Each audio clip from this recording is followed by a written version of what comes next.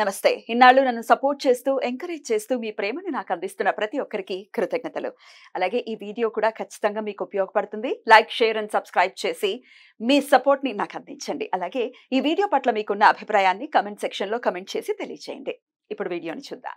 నమస్తే, welcome to our channel. నేను పద్మిని. ప్రస్తుతం మనతో పాటు వాస్తు జ్యోతిష పండితులు భమిడి అనంత శర్మ గారు మనతో పాటు ఉన్నారు. మాట్లాడదాం. నమస్కారం అండి. 2024లో ఉన్నాం. ఇప్పటికీ క్షుద్ర పూజలు ఉన్నాయా, చేతబడులు ఉన్నాయా అనే టాపిక్ గనుక తీస్తే నమ్మని వాళ్ళు విరుచుకుపడతారు. అసలు అవేంటి, ఎక్కడున్నారు, ఇంకా ఏ యుగంలో ఉన్నారు మీరు అని మాట్లాడతారు.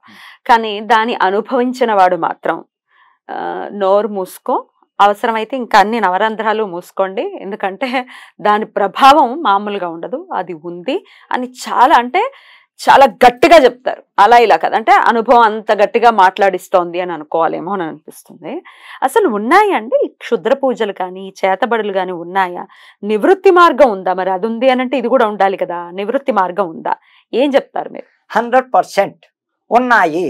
చేతబడులు, వశీకరణాలు, మందు పెట్టడాలు, ఆకట్టుకోవడాలు అన్ని రకాలు జరుగుతున్నాయి, ఉన్నాయి.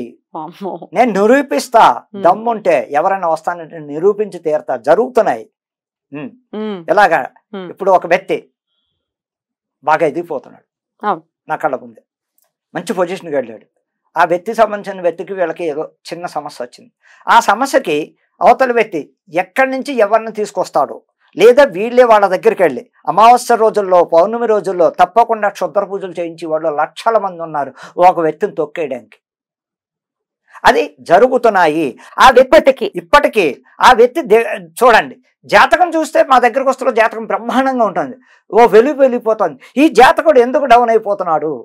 వ్యాపారంలో కానీ, ఉద్యోగస్తుల్లో సస్పెండ్ అవ్వడం కానీ, వ్యాపారం డౌన్ అయిపోవడం కానీ, ఇంత బాగున్న జాతకుడు ఎందుకు డౌన్ అవుతున్నాడు? ఆర్థికంగా భార్యాభర్తలకు అన్నం పెట్టలేని స్టేజ్కి పెడుతున్నాడంటే క్షుద్ర పూజలు ఉన్నాయి, ఆకర్షణ శక్తి మంత్రాలు ఉన్నాయి, మందులు మాకులు ఉన్నాయి, జరుగుతున్నాయి. ఈ మందు పెడితే మాట వినే పరిస్థితి ఉంటుందండి మనిషి? వశీకరణం, దాన్ని వశీకరణం ఉందా? 100% ఇప్పటికే నడుస్తున్నాయి. దానికి విరుగుడు ఇచ్చిన వాడిని నేను ఎంతో, కావాలంటే హైదరాబాద్ చాలా మంది రేపు నన్ను అడుగుతారు ఫోన్ చేసి, ఎంతో మందికి నా చేత్తో విరుగుడిచ్చా. చేతబళ్ళు కానీ, ఈ మందులు కానీ, మాకులు కానీ 20-30 రోజుల్లో వాళ్ళు తేరుకునేటట్టు చేసిన రోజుల్లో ఈ సిటీలో వాళ్ళంబటా వెళ్ళి చేశా, ఇక్కడ చేశా. నా క్లయింట్స్ నమ్మారు నన్ను, తను మోసం చేయలేదు ఎవరిని అని. ఆ నమ్మకం నాకు ఉంది కాబట్టి ఉన్నాయి. నమ్మని వాళ్ళ కర్మ ఏంటంటే పతనం గ్యారంటీ. అంటే క్షీణించిపోతూ ఉంటాడు మనిషి. ఎందుకు డాక్టర్ దగ్గర కడతారు, రిపోర్ట్లో ఏముండదు. ఏంటి మీకేంటండి, ఏ బాగా లేదు రిపోర్ట్లో అయినా, వీడు నలిగిపోతూ ఉంటాడు శారీరకంగా. వీడు చెప్తే కూడా అది అర్థం డాక్టర్ దాకా అంటున్నారు, ఇంట్లో వాళ్ళే అర్థం చేసుకో. ఇంట్లో వాళ్ళు ఏమంటారు, మూఢనమ్మకం, ఊహించుకుంటున్నావు, నువ్వు భ్రమలో ఉన్నావు అని అనుకుంటూ. నేను రెండే చెప్తున్నానమ్మా. ఇద్దరు డాక్టర్లు, భార్యాభర్తలు ఇద్దరు డాక్టర్స్. మీ క్లయింట్సా? నా క్లయింట్ ఒకనొక టైంలో, ఇప్పుడు ఎక్కడో తెలియదు ఎప్పుడండి, ఒకనొక టైం 10 years బ్యాక్. వాళ్ళిద్దరు డాక్టర్సే, అంటే హాస్పిటల్ పేర్లు అవి చెప్పకూడదు. ఓకే, డాక్టర్సే, చక్కగా చేసుకుంటున్నారు. భర్త నెంబర్ 1 డాక్టర్ అండి.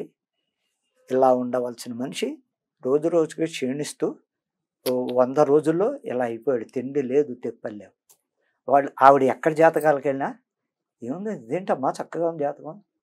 అక్కడ డాక్టర్ దగ్గరికి వెళ్తే ఆవిడే డాక్టర్, రిపోర్ట్లు ఏమి ఉండేది. స్వయానా కేసు టేకప్ చేసింది నేను, చెప్పింది నేను. ఏమని, అసలేంటి ప్రాబ్లం? హాస్పిటల్కి వెళ్ళా, ఆ పేషెంట్ని ఆవిడ నా దగ్గర తీసుకెళ్ళింది. ఆ తల్లి భర్త దగ్గరికి తీసుకెళ్తే కళ్ళారా చూసి చెప్పేశా, అయిపోయింది, రియల్లీ సారీ మేడం, ఇంక మీరు ఎంత వైద్యం చేసినా, మాలాంటి జ్యోతిష్యులకి ఎన్ని లక్షలు ఖర్చు పెట్టినా బతకడు.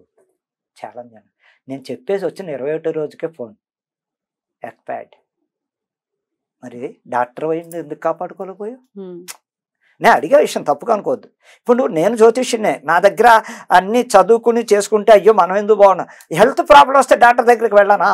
ఎందుకు వెళ్ళను? నాకు అన్నీ వచ్చు. ఎంతవరకు శారీరక జ్వరం వచ్చినా, ఇంకోటి వచ్చినా ఇప్పుడు డాక్టర్ దగ్గరికి వెళ్ళి సూది వేయించుకోవాలి, నాడు చూపించుకోవాలి, లేకపోతే ఏదైనా లోపల ప్రాబ్లం ఉంటే ఎక్స్రే తీయించుకోవాలి. దాని దారి దాందే, దీని దారి దీందే.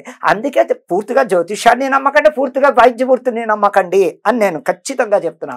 వైద్య వృత్తిలో పడిపోయి నాశనం అయిపోతున్నాం అంటే డాక్టర్ నిజంగా వ్యాధి ఉందని నిరూపించక చెయ్యి. భగవంతుడి దయ ఉంటే ఆయుష్ ఉంటే బయటకు వస్తారు. అలాగే జ్యోతిష వృత్తిలో కూడా అంత లోతుగా ఇదయ్యి పడిపో అక్కడ ఎంతవరకు గ్రహస్థితిని బట్టి మనం వెళ్ళి అయ్యగారు చెప్పింది ఏమేం చేసుకోవాలి, ఏ రెమెడీలు చేసుకోవాలి, ఎవరెవరికి ఏ దానం ఇవ్వాలి, దీంట్లో ఆ దానం వల్ల ఫలితం ఏంటని వాళ్ళు అర్థం చేసుకోవడంలో కూడా జరుగుతుంది. క్షుద్ర పూజలు ఉన్నాయి, వశీకరణాలు ఉన్నాయి, జరుగుతున్నాయి, ఇప్పటికీ జరిగి తీరుతున్నాయి.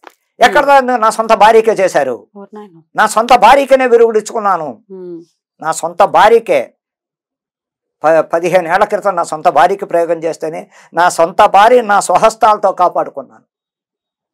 ఎలా అండి, ఏముంటాయి నివృత్తి మార్గాలు, ఏముంటాయి?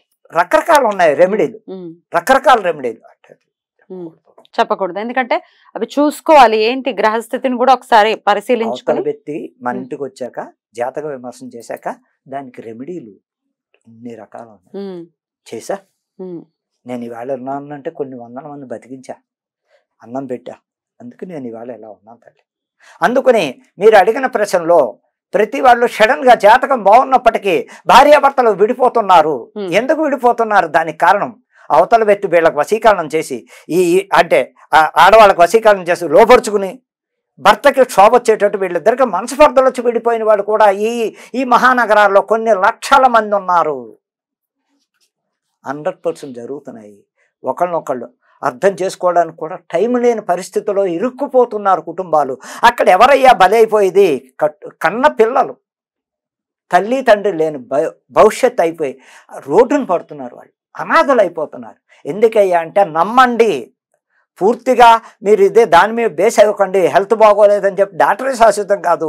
ఈ వృత్తిలో కూడా ఎవరో ఒకరి దగ్గరికి వెళ్ళి ఏంటి మా పరిస్థితి ఇలా అయిపోతుంది అని కూడా అడిగి ఒకవేళ అదే కరెక్ట్ అవుతాయి దానికి తగ్గ రెమెడీలు ఉన్నాయి, చేయించుకోవచ్చు. డాక్టర్ దగ్గరికి వెళ్తే ఆయన ఆపరేషన్ చేయాలంటే చేసి నిరూపిస్తున్నారు. అలాగే ఈ వృత్తిలో కూడా ఈ గ్రహాలకి ఈ చేతపళ్ళకి విరుగుళ్ళు ఉన్నాయి, ఉండి తీరాయి. దేవతారాధన గురించి ఒకసారి మాట్లాడుకుంటే ఇటువంటి సమస్యలు ఎదుర్కొంటున్నారు, ఏ ఆరాధన విశేషంగా చేసుకోవాలంటారు? ఇప్పుడు మీరు చెప్పిన ప్రశ్న ఏమిటంటే అమ్మా, ఇలాంటి వచ్చినప్పుడు ఎవరిని ఆరాధన చేయాలంటే వీరభద్రుడిని బాగా కొలవాలి. వీరభద్రుడు కాలభైరవుడు వీళ్ళిద్దరిని బాగా ఆరాధిస్తే కూడా కొంచెం తెలివిగా అంటే బాగా మంత్రోచ్చరణ తెలిసిన వాళ్ళు కాలభైరవుడిని వీళ్ళిద్దరిని కూడా సాధన చేసుకుంటే ఆ బలం పెరుగుతుంది. అలాగే ఈ క్షుద్ర దేవతల్లో బాగా వారాహి దేవుని కూడా పూజిస్తే మనలో ఉన్న గ్రహ బాధ అంటే ఇలాంటివి కూడా తగ్గుముఖం పడతాయి. ఈ చేతబళ్ళు విషయాల్లో కూడా వారాహి హోమాలు చేయించుకుంటే కూడా తగ్గుముఖం పడతాయి. అంత పవర్ ఉంది.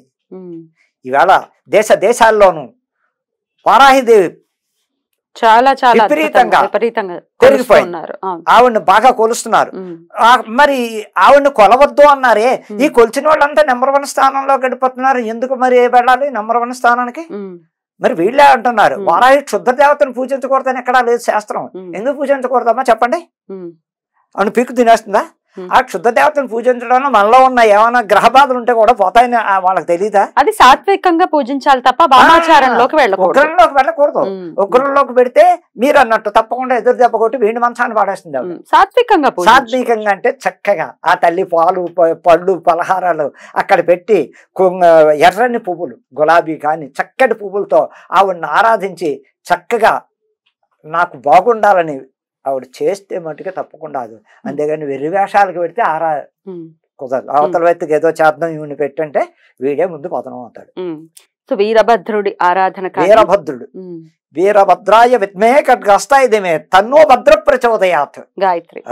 కాలభైరవ దైవాయ దిగంబరాయ విద్మే సోలహస్తాయిదిమే తన్నో భైరవ ప్రచోదయాత్. ఇలా చేసుకోవడం వలన కూడా నిజంగా ఇలాంటి అంటే తెలియని వాళ్ళకి బాధలు వస్తున్నాయంటే వీళ్ళిద్దరినీ కూడా ఆరాధించడంలో ఇలాంటి శక్తి. వారాహిని కూడా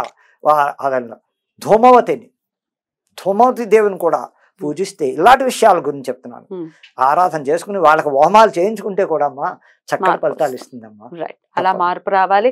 డెఫినెట్ గా ఈ ఏదైతే చేతబడులను లేకపోతే మీరు అన్నట్టుగా వశీకరణాలు లేకపోతే మందులు పెట్టేశారనో ఇట్లాంటి రకరకాల ఇబ్బందుల నుంచి బయటపడాలి అనుకున్న వాళ్ళు డెఫినెట్ గా వరాహి లేకపోతే వీరభద్రుడి అనుగ్రహాన్ని పొంది ఆ సమస్య నుంచి బయటపడాలని మనస్ఫూర్తిగా కోరుకుంటున్నాను. ఇప్పుడు చేతబడులు ఎలా జరుగుతున్నాయి అయ్యా? అవతల వ్యక్తిని దెబ్బ కొట్టడం, వాళ్ళ కాలు గోరు కానీ తల వెంట్రుకు కానీ బట్ట కానీ పట్టుకెళ్ళి చేస్తున్నారు. ఫోటో దొరికితే ఫోటో ఎక్కువ తల వెంట్రుకు పట్టుకుంటారు, కాలు గోరు దొరికితే కాలు గోరు, లేకపోతే వాళ్ళ బట్ట అంచవస్త కట్చిప్పో, లేకపోతే ఆడవాళ్ళ చున్నీయో ఇలాంటివి తీసుకుపోయి తెలియకుండా వాటి ద్వారా ప్రయోగాలు చేసే వాళ్ళు కొన్ని లక్షల మంది ఉన్నారు. జాగ్రత్త పడాలి, చాలా జాగ్రత్త పడాలి. మన ఇంటికి ఓ వ్యక్తి ఎప్పుడో పరిచయం వ్యక్తే. చాలా చక్కగా వివరించారండి, కృతజ్ఞతలు, నమస్కారం.